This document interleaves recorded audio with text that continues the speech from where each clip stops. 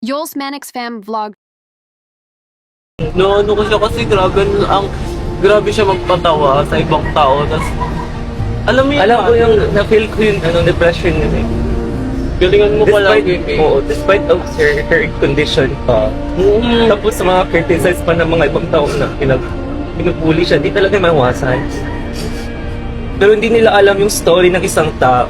Yon, dahil ang content lang naman natin ngayon is pupunta tayo sa bahay nila Merpek at maghahatid tayo ng tulong. So nag-heart to heart talk kami last time. Kung nalaman ko na yung bahay pala nila is walang kuryente matagal na. So tinanong ko siya, bakit ayaw mong pakabitan?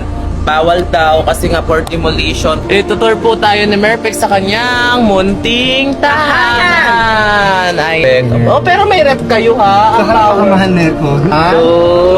2, 3.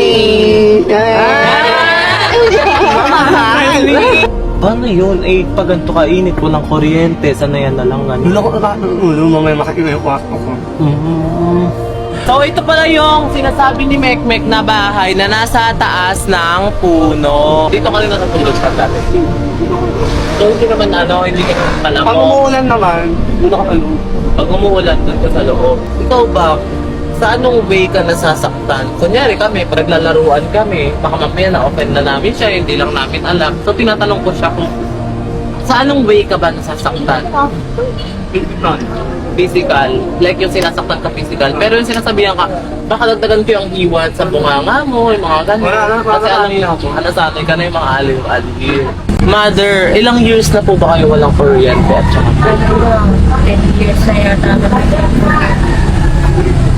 10 years? 10 years ka rin nandito? Or paalis-alis?